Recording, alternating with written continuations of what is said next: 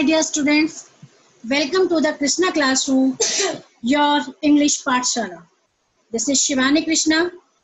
Today I will teach you very easy poem, A Dust of Snow. Poet थे Robert Frost. Robert Frost was an American poet. उनकी जितनी भी poems होती थी वो correlate करती थी reality of life को. Okay, वो एक realistic poet थे. उनकी पोइट्री में सफरिंग, शोरो, हैप्पीनेस, जॉय, ये सब चीजें जो हमारी लाइफ में लाइफ को रिलेट करती हैं, कोरिलेट करती हैं, वो सारी पोइट्री उनकी उसी पर डिपेंड करती थी, उसी के इर्द गिर्द घूमती थी. अब जैसे हमारी जो पोयम है डस्ट ऑफ स्नो, डस्ट का वैसे मीन होता है रेत या मिट्टी, लेकिन इसमें इसका मेन रेत या मिट्टी नहीं है, इसका मीन है गिरना. डस्ट ऑफ स्नो यानी बर्फ का गिरना. ओके, अब मैं आपको बताती हूँ कि जो हमारी ये पोयम है, इसमें जो हमारे पोइट हैं उन्होंने क्या एक्सप्लेन किया. इसमें उन्होंने जो हमारे बैड होम्स होते हैं उसको सेटल करने की कोशिश की है, एक एफर्ट किया है उन्होंने. जैसे बैड होम्स डेट मीन्स जैसे कभी कोई बिल्ली होती है, कैट होती है, हम लोगों का रास्ता काट जाती है तो हम लोग कहते हैं कि अब हमारा काम नहीं बनेगा, राइट. तो ये हमारा बैड होम्स हुआ.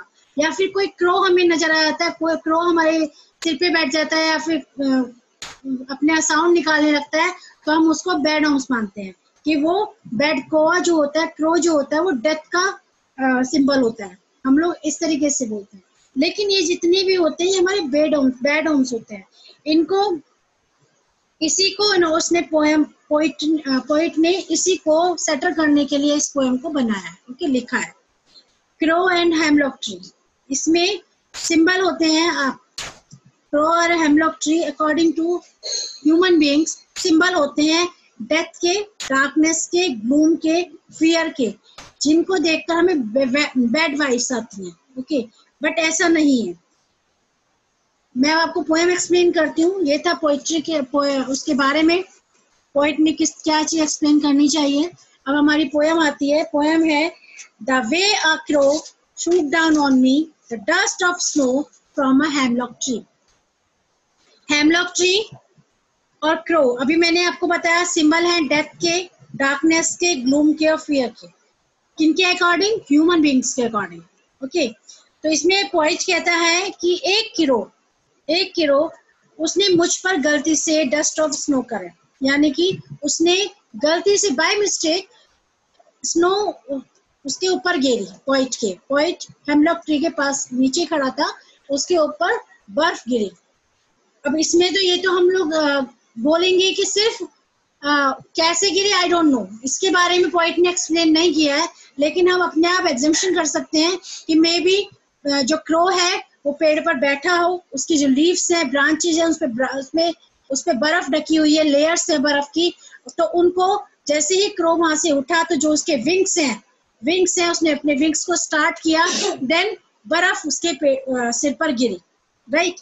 तो जो पोइट है हमारा वो ये कह रहा है कि एक क्रो जिसने मुझ पर गलती से डस्ट ऑफ स्नो गिराई हेमलॉक ट्री से, जिस पर कोआ बैठा था, right. The way a crow shook down on me the dust of snow from a hemlock tree.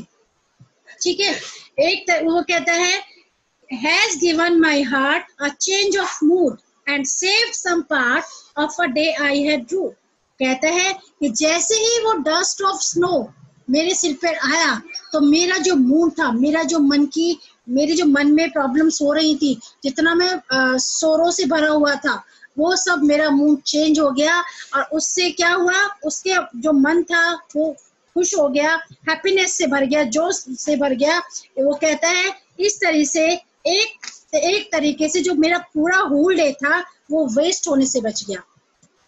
First poem में क्रो और हेमलॉक को बताया, तो यानी कि यहाँ पर जो पोइट था वो दुख से भरा हुआ था, राइट. क्योंकि क्रो और हेमलॉक ट्री दोनों ग्लूम से और डार्कनेस से उसके सिंबल हैं. ठीक है. तो फर्स्ट पैरा में तो हमने ये एक्सप्लेन किया कि जो पोइट था वो दुख से भरा हुआ था, सोरोफुल था, वो खुश नहीं था, राइट. एंड सेकंड पैरा में स्टेंजा में ये आया कि उसका जो मूड था वो चेंज हो गया, उसका जो हार्ट था वो हैप्पीनेस हो गया, फुल ऑफ जॉय हो गया जब उसके सिर पर डस्ट ऑफ स्नो आई। इसलिए पोएट ने ये बोला है कि जितने भी बैड ऑम्स हैं, कभी भी ऐसा नहीं होता कि वो हमारे लिए बुरे ही हों।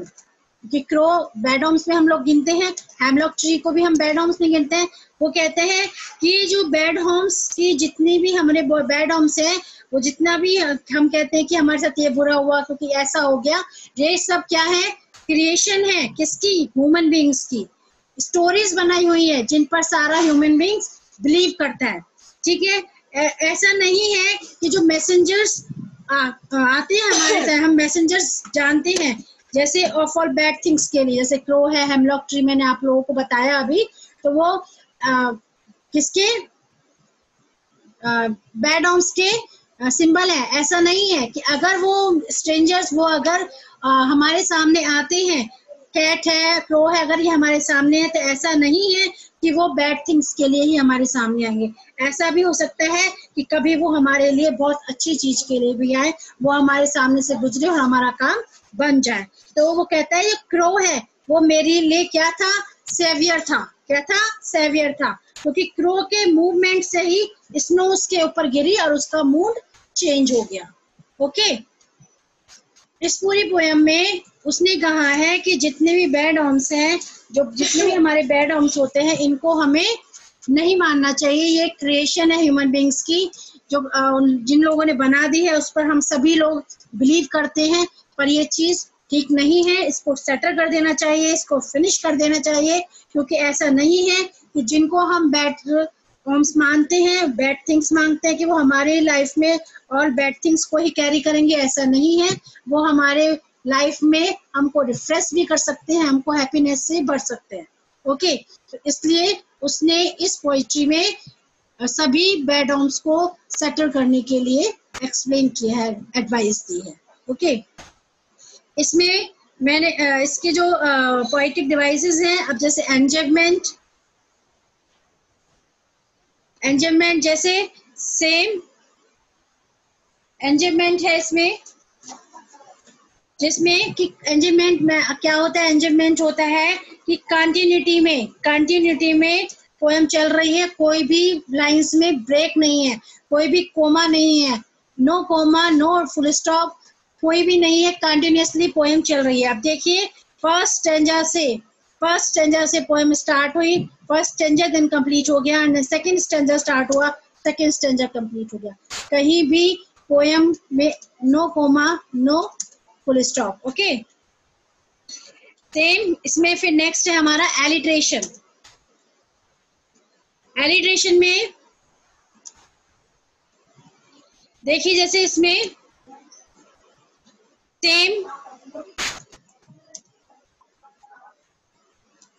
सेव्ड और सम, सेकंड स्टैंजा में सेव्ड और सम, देखिए दोनों का सेम साउंड आ रहा है, सा से साउंड आ रहा है, एस से का साउंड है दोनों का, फर्स्ट लेटर है, दोनों एक साथ प्लेस है, right? These are poetic devices. Okay, clear? और जो हेमलॉक ट्री होता है वो क्या होता है? एक पॉइजनस ट्री होता है, इसलिए उसको शोरों का सिंबल मानते हैं, डेथ का सिंबल मानते हैं, क्योंकि उसमें वो पॉइजन ट्री होता है। ओके, और इसमें जो राइमिंग वर्ड है ए बी, सी डी और सी डी। ओके, अब मैं आपको बताती हूँ कि ये राइमिंग वर्ड्स कैसे निकालते हैं। ठीक है, अब जैसे देखिए, फर्स्ट हमारा जो स्टेंजा है उसमें फर्स्ट लाइन का लास्ट वर्ड क्या है? Crow, W, right? और द थर्ड लाइन देखिए, उसमें है अब ये स्नो, तो दोनों में अल्फाबेट सेम हुआ, दोनों का साउंड सेम हुआ, तो हमने उसको दे दिया ए और ए। ओके, देन सेकंड हमारा है, देखिए मी, तो ये हमने दिया बी, और फिर है हमारा ट्री, दोनों में सेम साउंड आ रहा है, राइम स्कीम सेम आ रहा है, बी, तो ये हो गया हमारा ए बी। फिर नेक्स्ट स्टेंजा में हमारा देखिए हार्ट, टी का आ रहा है राइमिंग वर्ड इसमें last, and then third line में part, okay, and then second line में मूड, इसको हम देंगे डी, और लास्ट में हमारी लाइन में अगेन डी। राइमिंग वर्ड कैसे मैं देखिए, अल्फाबेट तो उसमें आप कुछ भी दे सकते हो, ए बी सी डी कुछ भी दे सकते हो, वो आपको डिपेंड करता है, लेकिन मोस्टली ए बी ही दिया जाता है। अगर आप अदरवाइज कोई और अल्फाबेट भी पकड़ते हो और कोई लेटर भी लेते हो, दिस इज नॉट रॉन्ग, वो रॉन्ग नहीं है, लेकिन मोस्टली लिया जाता क्या है, A B. Okay, I think आपको क्लियर होगा कि पूरी पोयम, सारी चीजें आप नोट डाउन कर लीजिएगा जो भी इसमें मैंने आपको डिफाइन की है। ओके, कोई भी स्किप मत कीजिएगा सभी। ओके,